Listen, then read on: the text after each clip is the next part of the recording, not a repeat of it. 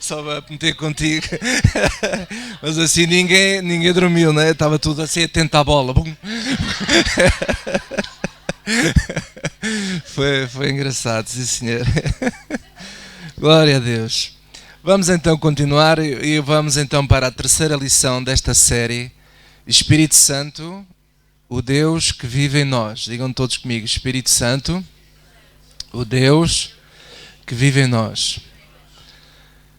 Todos nós passamos por desertos, decepções. É que já teve pelo menos uma decepção na vida aqui. Só uma, não é? Todos nós já passamos e se calhar estamos a passar por tribulações, dificuldades, alguns por doenças ou fome, nudez.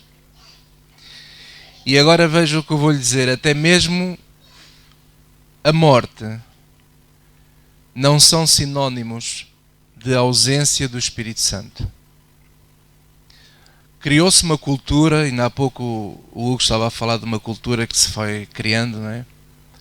De que quando nós estamos diante de situações difíceis na vida, criou-se esta cultura, esta ideia de que a pessoa está vazia ou que não está cheia do Espírito Santo.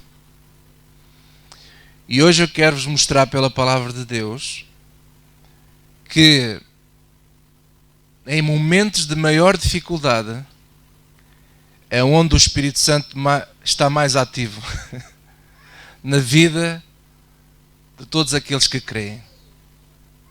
Até eu volto a repetir, problemas, tribulações, decepções, enfermidades não são sinónimos da ausência do Espírito Santo. Jesus foi um bom exemplo disso. Jesus não teve uma vida fácil. No entanto, ele era cheio do Espírito Santo. Um dos episódios que mais me impressiona é do Estevão. Veja aí Atos capítulo 7. Atos 7.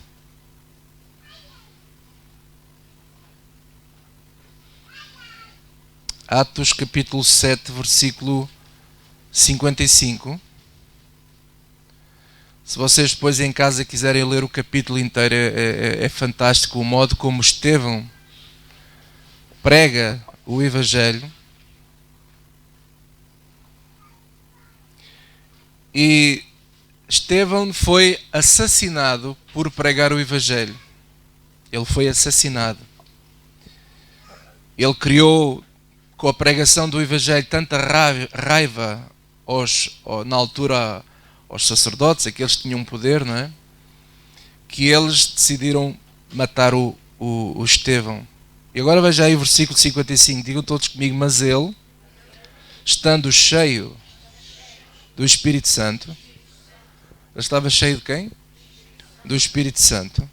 Fixando os olhos no céu, viu a glória de Deus e Jesus, que estava à direita de Deus, e disse: Eis que vejo os céus abertos e o Filho do Homem, que está em pé à mão direita de Deus.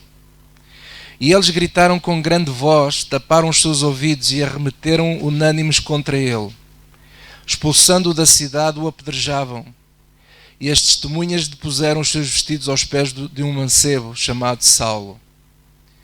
E apedrejaram a Estevão, que em invocação dizia: Senhor Jesus, recebe o meu espírito. E pondo-se de joelhos, clamou com grande voz: Senhor, não lhe imputes este pecado. E tendo dito isto, adormeceu. Glória a Deus. Estevão morre cheio do Espírito Santo. Até na morte você pode estar cheio do Espírito Santo. Glória a Deus. A morte para mim é a pior das tribulações. Se há tribulação, pior que pode acontecer a um ser humano é o dia da morte dele, por assim dizer, e principalmente quem morre da maneira como ele morreu, ou quem morre enfermo e ao sofrer, em sofrimento, não significa ausência do Espírito Santo. O Espírito Santo estava lá, naquele dia.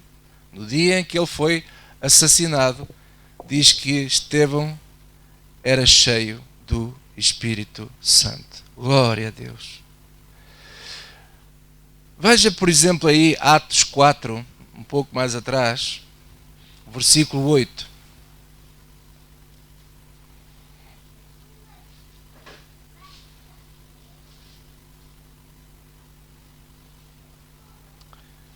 Os discípulos, eles viviam cheios do Espírito Santo. Digam comigo, os discípulos viviam cheios do Espírito Santo.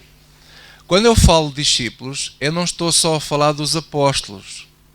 Às vezes ficamos com a ideia, quando estamos a ler a Bíblia, vem a palavra discípulos, pensamos que só estamos a falar dos 12 que andaram com Cristo. Não, havia centenas de discípulos, milhares de discípulos. A igreja foi crescendo, foi se multiplicando. E aquele pessoal andava cheio do Espírito Santo. E diz aqui o versículo 8, então Pedro, digam comigo, cheio do Espírito Santo, lhes disse.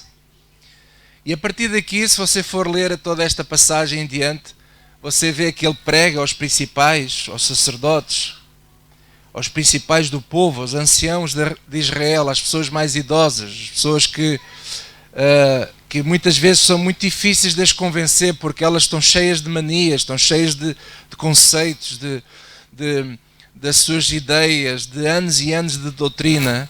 E Pedro, cheio do Espírito Santo, lhes pregava a Cristo. Mais à frente, por exemplo, em Atos 11, podemos abrir aí Atos capítulo 11.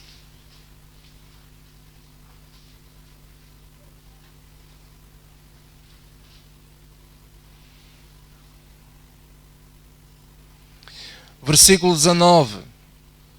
E agora veja só esta passagem que é muito interessante, do versículo 19 em diante. Diz assim: e os que foram dispersos pela perseguição.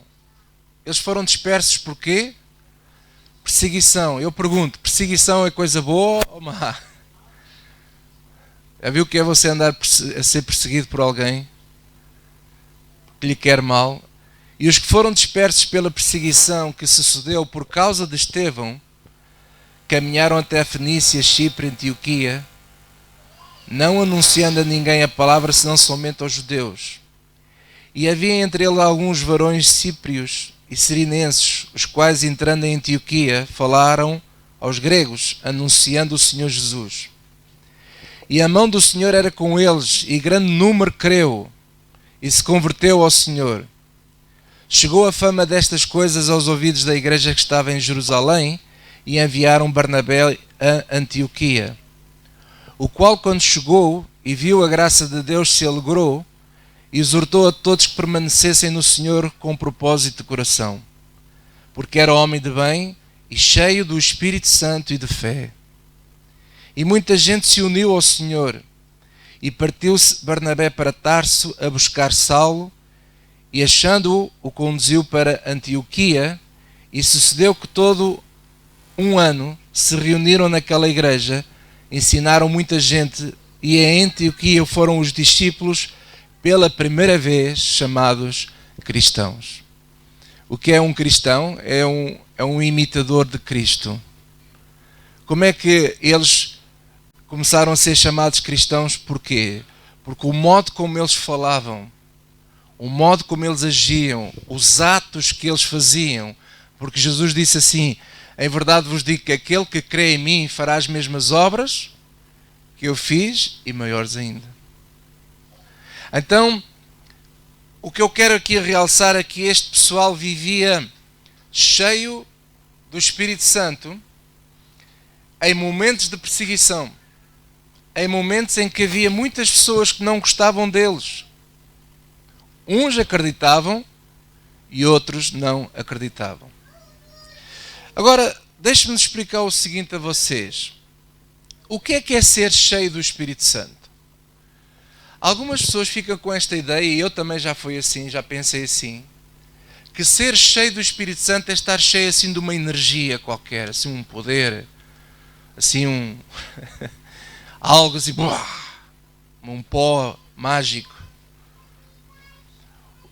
Mas ser cheio do Espírito Santo, irmãos, é ser cheio de atos do Espírito Santo. Porque nós vemos aqui nesta passagem que pela primeira vez eles foram chamados cristãos. Porquê? Porque o modo como eles agiam, os atos daquelas pessoas, as ações daquelas pessoas, demonstravam, se manifestavam de uma maneira em que eles reconheciam assim: eles parecem pequenos cristos, eles parecem Cristo a agir. Então, ser cheio do Espírito Santo é isso, é ser cheio de atos do Espírito Santo. E como é que eu posso verificar se alguém está cheio do Espírito Santo? Quando eu vejo essa pessoa a fazer atos de Cristo. Então, há duas grandes coisas que eu quero dizer a vocês, porque alguém pode perguntar assim: pastor, de que serve andar cheio do Espírito Santo se nós vivemos cheios de problemas? Até eu pensava que estar cheio do Espírito Santo significava que eu não tinha que ter problemas nenhuns. Não é nada disso. Jesus nunca prometeu nos encher do Espírito Santo para não termos problemas. Ele nunca prometeu isso, porque ele disse: no mundo tereis aflições. No mundo tereis aflições. Mas o que é que Jesus prometeu? Ele prometeu que nós iríamos receber virtude do Espírito Santo para fazer duas coisas básicas que nós estamos todos, a igreja no modo geral está esquecida. A primeira coisa é testemunhar de Cristo. E a segunda é uma vida altruísta. Uma vida dedicada ao próximo. Uma vida de dedicação ao amor ao próximo, a fazer o bem que o Evangelho nos manda fazer ao próximo. E é essas duas coisas que demonstram alguém cheio de atos do Espírito Santo. Porquê? Porque se nós formos analisar lendo o livro de Atos, você vai ver que os que no livro de Atos são referidos como cheios do Espírito Santo, você vai ver que eles normalmente estão a fazer duas coisas: ou estão a pregar o Evangelho, ou estão a anunciar o Senhor Jesus, ou estão a abençoar a vida de muitas pessoas, tendo uma vida altruísta, glória a Deus, uma vida de amor ao próximo. E nós precisamos desse revestimento do Espírito Santo, porque só com o Espírito Santo é que nós vamos ter ousadia para pregar o Evangelho. E quando as pessoas se levantam contra nós por pregarmos o Evangelho, nós não temos medo, porque o Espírito Santo, o Deus que vive em nós, nos dá força, nos capacita para nós conseguirmos enfrentar as pessoas com ousadia e não termos medo de nada. Porque o poder do Espírito de Deus vive em nós, está em nós. É o poder do Espírito Santo que faz com que os dons que Ele colocou em mim, esses dons sejam postos a favor do próximo, a favor das pessoas. Muitas pessoas têm uma ideia errada acerca quando se fala da unção, não é? Muitas pessoas dizem assim: existem unções especiais. E eu quero dizer uma coisa: só há uma unção, e essa unção é de Cristo. Ele é o ungido. E nós estamos no corpo, fazemos parte do corpo de Cristo, nós já estamos abençoados por essa unção, glória a Deus. Posso ouvir um amém? E essa unção está em nós. Então, pastor, se não há unções especiais, o que é que há? É dons. O que há são dons diferentes. Todos nós temos dons diferentes. Diga comigo, todos nós temos dons diferentes. Veja aí Romanos capítulo 12.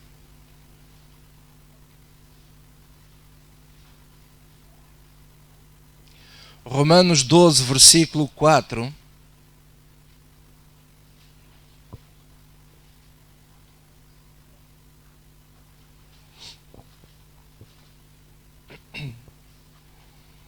E diz assim o apóstolo Paulo nesta carta a Romanos: no versículo 4 diz assim: porque assim como num corpo temos muitos membros e nem todos os membros têm a mesma operação, assim nós, que somos muitos, somos um só corpo em Cristo, mas individualmente somos membros uns dos outros. Olha, para mim não fecha a Bíblia. Individualmente somos membros uns dos outros. Então, a unção que já está em nós, o Espírito de Deus que já está em nós, Ele dá dons a nós todos, para que nós individualmente possamos abençoar uns aos outros. Versículo 6 diz: de modo que tendo diferentes dons, segundo a graça que nos é dada, se é profecia, seja ela segundo a medida da fé. Se é ministério, seja em ministrar. Se é ensinar, haja dedicação ao ensino. Ou, o que exorta, use esse dom em exortar. E o que reparte, faça-o com liberalidade. O que preside, com cuidado. O que exercita misericórdia, com alegria. Então, o Deus que vive em nós, que é o Espírito Santo, Ele coloca dentro de nós dons. Os dons que Ele coloca em nós. E que dons são esses? Veja aí Tiago, capítulo 1. Podemos pôr uma marca aí em Romanos, que já vamos voltar a Romanos 12. Mas vamos a Tiago, capítulo 1.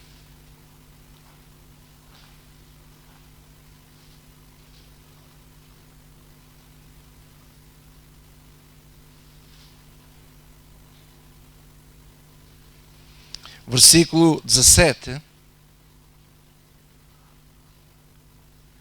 Digam assim todos comigo: toda a boa dádiva e todo o dom perfeito vem do alto. Mais uma vez, toda a boa dádiva e todo o dom perfeito vem do alto, descendo do Pai das luzes, em quem não há mudança nem sombra de variação. Irmãos, olhem para mim. Eu acho interessante esta parte aqui, diz assim: toda a boa dádiva. Tudo o que é bom vem de Deus. Todo o dom perfeito. Não são todos os dons. Por exemplo, há muitos anos atrás, a minha irmã Susana, a semana passada fui visitá-la lá à França, e um dia ela ficou enferma, com uma enfermidade grave, e os meus pais, na sua luta para ajudar a minha irmã, frequentaram lugares que não são recomendáveis pela palavra de Deus.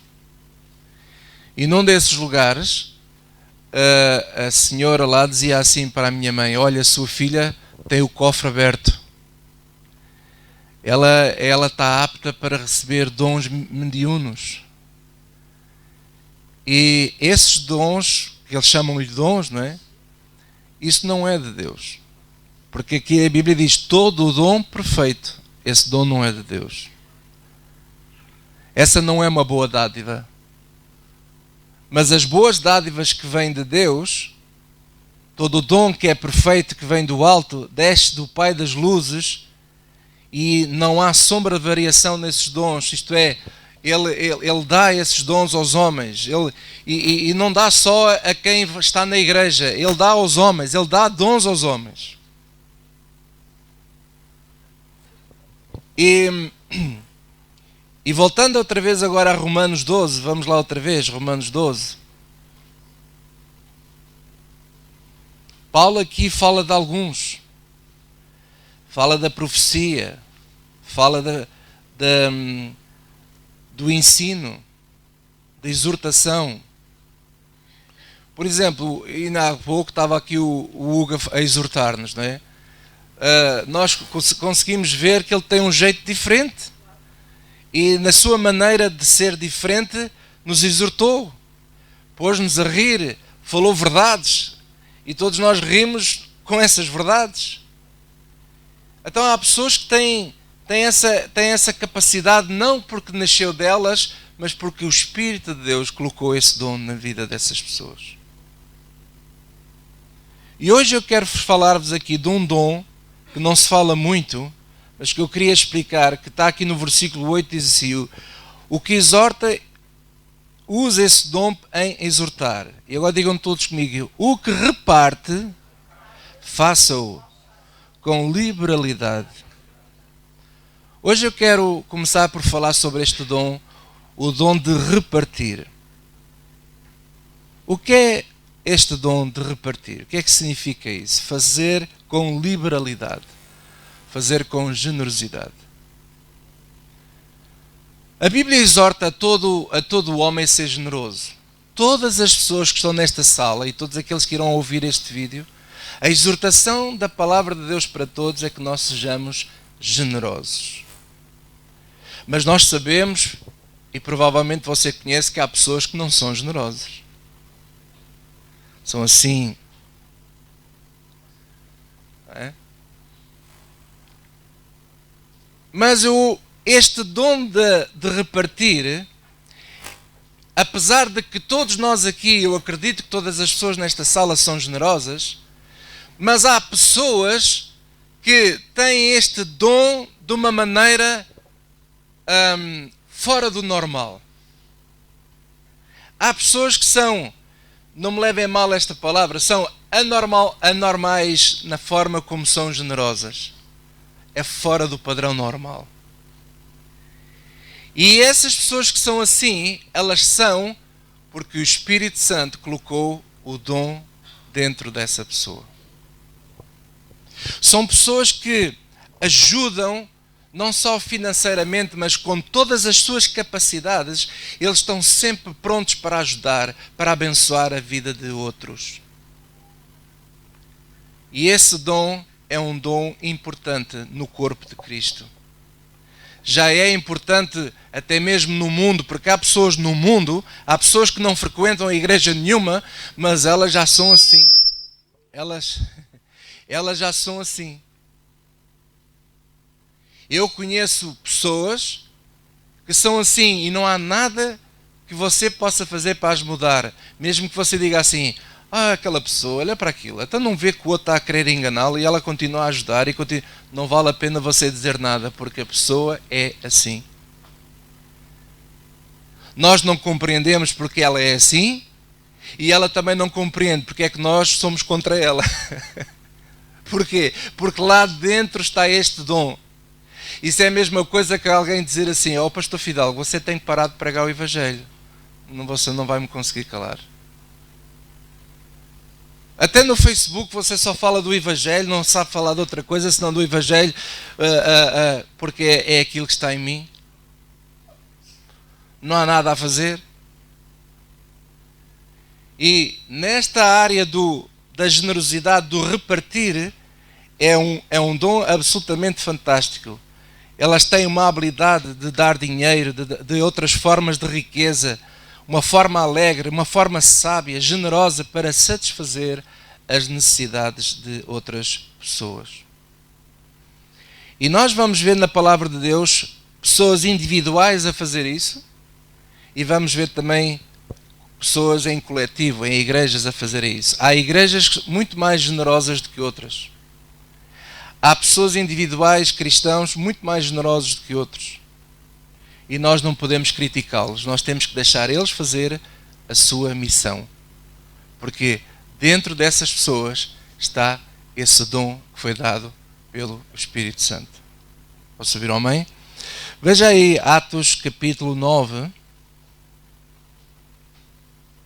Atos 9.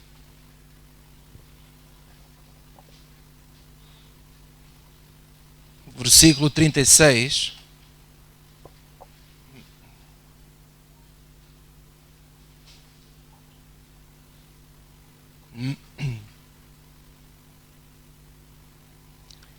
Este exemplo de uma senhora que se chamava Tabita, ou Dorcas, e diz assim, versículo 36, digam todos comigo: havia em Jope uma discípula.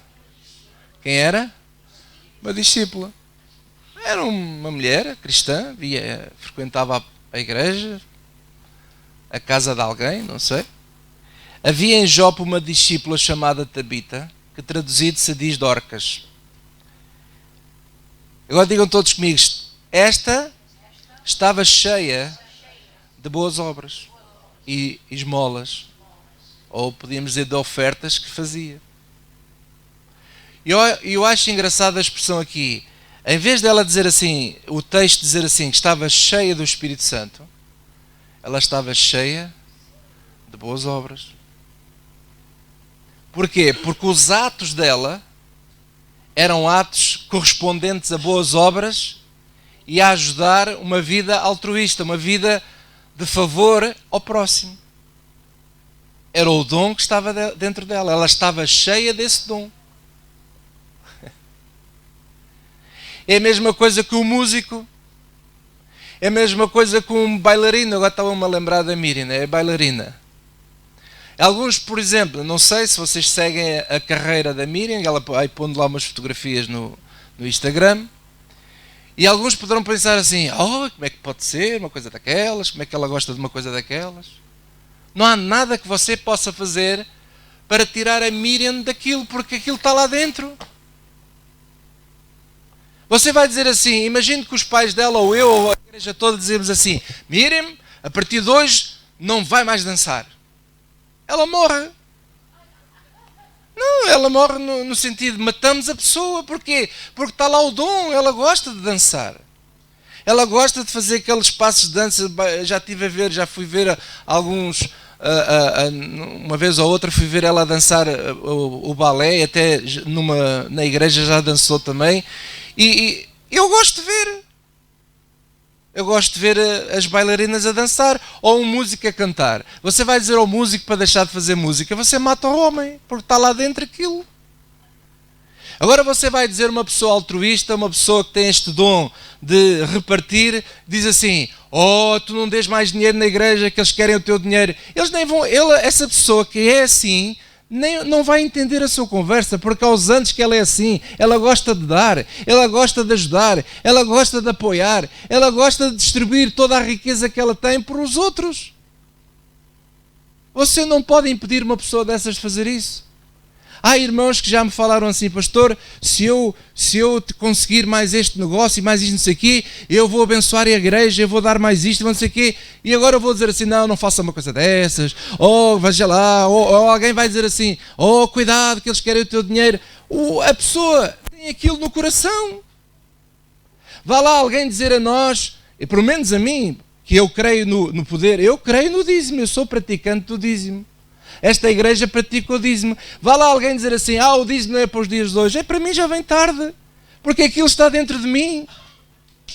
Está dentro de mim esta prática, está dentro de mim esta fé, está dentro de mim estas boas obras, estes atos de boas obras. Aleluia! Está ali o irmão Fernando Mesquita, né? Há pouco tempo falei com ele e disse assim, irmão Fernando, eu gostava muito de juntar a igreja toda e fazer o que fizemos hoje só ontem com os homens. E ele sabe que eu falei isso com ele. Eu tinha o prazer de fazer o que eu fiz com os homens, fazer com a igreja toda num restaurante e chegar lá e pagar. Não é? Só que é muito dinheiro, já estamos aqui quase 60 pessoas. Mas eu quando fiz este evento com os homens, eu até pus lá assim, os irmãos vão participar com 8 euros, porque eu pensei assim, será? Como é que será? Mas ontem quando eu vi a conta, eu disse, mas eu posso pagar isto, glória a Deus. E eu tive o prazer de pagar a conta toda, porquê? Porque está em mim. E alguém pode dizer assim, pastor, mas você anda a gastar mal o dinheiro da igreja, então anda a gastar o dinheiro nas almoçaradas aí com os irmãos. Irmão, está em mim, eu gosto de abençoar. Está em mim. Vá lá você parar isso em mim. Não para, não consegue. Eu estou sempre a dar a pessoas da minha família, aos meus amigos. Eu estou sempre e sabem de onde é que eu aprendi isto? Sabem de onde é que eu ganhei isto? Da minha mãe. Que Deus a tem. Aquela mulher sempre teve a dar. Sempre, sempre, sempre. A minha avó era a mesma coisa. Vá lá você parar a mulher, falar de dar as batatas que ela recebia. Ela semeava as batatas, cavava, tirava as batatas e chegava e ia distribuir para a aldeia toda, dava as batatas a todos os vizinhos, a todos os amigos. E ela não vendia, ela dava. E sabe uma coisa? Nunca faltou nada à vida daquela mulher. Dai, ser-vos-á dado. Boa medida, recalcada, sacudida, transbordar. Então eu sou assim, eu gosto de dar, assim como muitos de vocês também são assim. Porquê? Porque é o Espírito Santo que põe isso cá dentro. Às vezes eu já fui até, algumas pessoas já me disseram assim: pastor, você foi muito parvo em tempos de outras coisas. Você podia ter-se aproveitado disto e daquilo. Oh irmão, você não me conhece. Aproveitar do quê? Eu gosto é de dar, eu gosto é de semear, eu gosto é de repartir. E não é só com a minha família, não, irmãos, pode ter certeza que não é só com a minha família. Vá lá você mandar calar eu fazer isto. Não cala, porque eu vou sempre fazer isto. Aleluia. Vá lá você mandar a Miriam parar de dançar. Ela, quando tiver 90 anos, ainda vai dançar. Porque está lá dentro. E todos nós aqui temos dons fantásticos. Há pouco tempo uma irmã, posso dizer, a irmã Luísa disse-me assim: pastor, eu gosto tanto de ir à casa dos irmãos e poder orar pelas pessoas, não sei o quê. Eu disse à irmã Luísa: irmã, faça isso. Vá, não precisa de autorização minha. Aliás, eu quero aproveitar para dizer: nenhum de vocês precisa da autorização minha para nada. O dom que está em ti, faça-o. O que tiveres a fazer, faz depressa. O dom que está em ti, vá para a frente. A capacidade que Deus te pôs em ti, vamos embora. E faça. Você quer ir visitar irmãos da nossa igreja? Irmã, fica à vontade. Toca à porta. Irmão, quem é você? Eu sou a irmã Luísa, então não se lembra de mim. Pois, irmã Luísa. Olha, vim aqui porque eu quero orar consigo. Mãe, vamos orar. E vamos orar. Quer ir visitar os hospitais, as pessoas estão lá? Vá lá visitar. Quer não sei o quê? Faça. O dom que está em ti, vá para a frente. Porque só assim que nós somos felizes. Porque a igreja não pode castrar os dons das pessoas. A hierarquia da igreja não pode manipular nem castrar o dom das pessoas. E este dom que estamos aqui hoje a falar é absolutamente fantástico. E agora veja, versículo 36 outra vez. Havia em Jope uma discípula chamada Tabita, que traduzido diz Dorcas. Esta estava cheia de boas obras, de ofertas que fazia. E agora vamos ver. E aconteceu naqueles dias que, enfermando ela, morreu. Eu comigo, morreu? Aquela irmã tão fantástica, com dons tão maravilhosos, morre. Pois é que todos nós vamos ter que morrer, né? Mas algo aconteceu aqui. Algo aconteceu aqui diferente. Diz assim: e tendo-a lavado, portanto alguém a lavou, depositaram num quarto alto. E como Lida era perto de Jope, ouvindo os discípulos que Pedro estava ali, lhe mandaram 2 homens, rogando-lhe que não se demorasse em vir ter com eles. E, levantando-se, Pedro foi com eles, e quando chegou, o levaram ao quarto alto. E agora digam todos comigo: e todas as viúvas o rodearam, chorando e mostrando as túnicas e vestidos que Dorcas fizera quando estas estava com elas. Olha para mim. Tudo indica, eu repito, tudo indica que Dorcas era uma bênção para um grupo de viúvas. Não sei se eram muitas, se eram poucas, mas aquelas viúvas dependiam do dom de Dorcas. E qual era o dom de Dorcas? Boas obras e esmolas.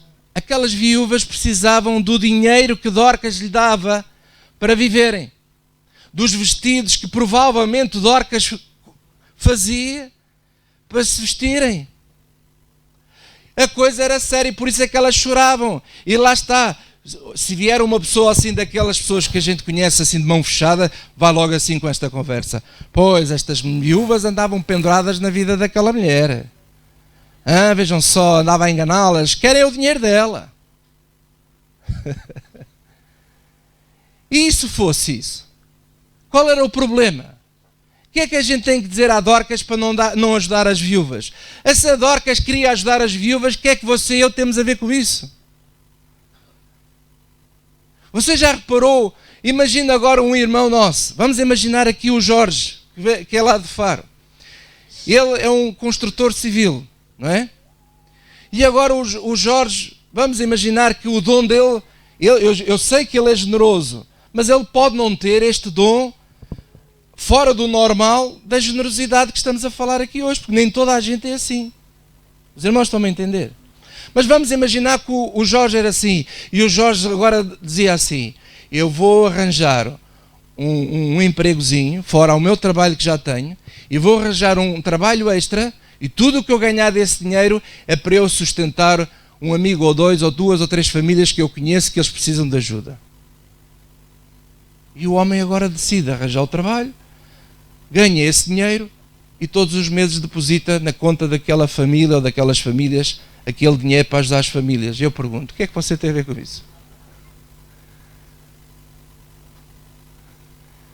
Nada. Vai lá dizer a ele para dizer: oh Jorge, não faça isso, Jorge, por amor de Deus, Jorge.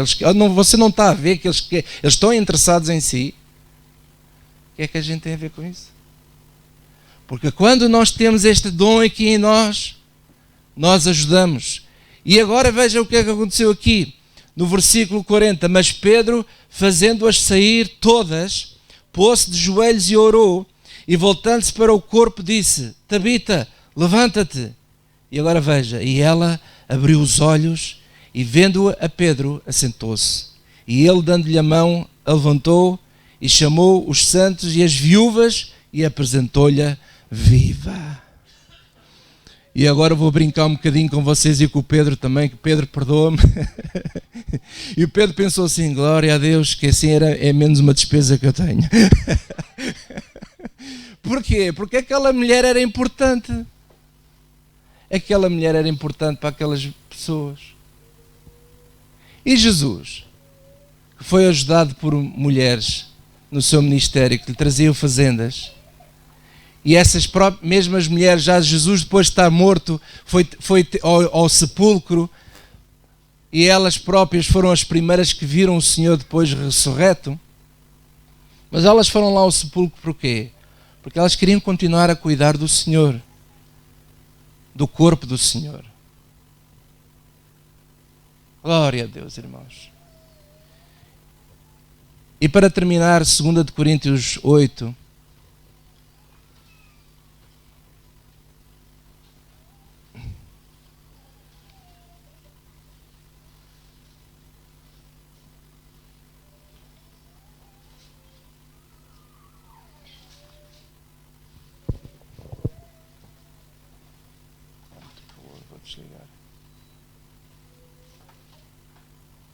Segunda de Coríntios 8, versículo 1, diz assim: também, irmãos, vos fazemos conhecer a graça de Deus dada às igrejas da Macedónia. Como em muita prova de tribulação houve abundância do seu gozo, e como a sua profunda pobreza abundou em riquezas da sua generosidade. Porque segundo o seu poder, que eu mesmo testifico, diz Paulo, ainda acima do seu poder deram voluntariamente, pedindo-nos com muitos rogos a graça e a comunicação deste serviço que se fazia para com os santos. E não somente fizeram como nós esperávamos, mas assim mesmos se deram primeiramente ao Senhor e depois a nós pela vontade de Deus.